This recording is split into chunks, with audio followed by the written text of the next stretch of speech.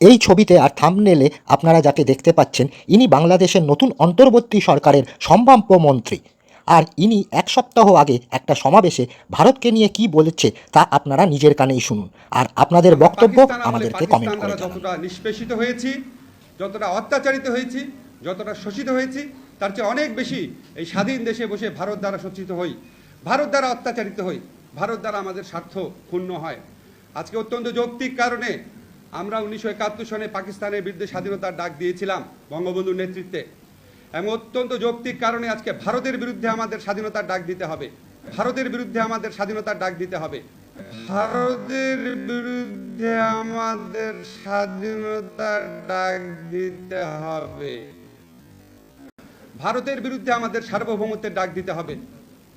এটা শুধুমাত্র নদীর দখলদারিত্ব না, সমস্ত কিছুর ক্ষেত্রে ভারত যেভাবে আমাদের উপর একটা সাম্রাজ্যবাদী একটা আগ্রাসনের থাবা বিস্তার করে আছে তাদের এই তাবেদার সরকারের মাধ্যমে, সেটার বিরুদ্ধে আমাদের সবাইকে সোচ্চার হতে হবে।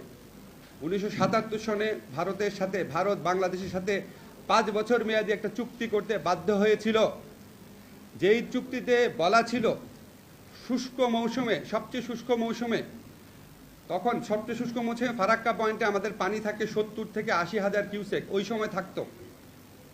সেখান থেকে অন্তত 34,500 কিউসেক পানি বাংলাদেশকে দিতে হবে।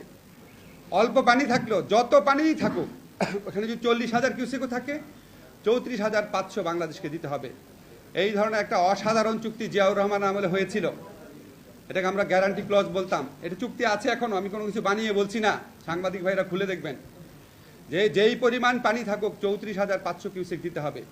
কিন্তু এটা জিয়াউর রহমান সাহেবের একক কৃতিত্ব ছিল না, এটা ছিল মাওলানা ভাসানীর ফারাক্কা, ঐতিহাসিক ফারাক্কা মার্চের ফসল। আপনারা জানেন বাংলাদেশের মানুষকে সংগঠিত করে উনি বাংলাদেশ ভারত সীমান্ত পর্যন্ত নিয়ে গিয়েছিলেন, লক্ষ লক্ষ মানুষকে।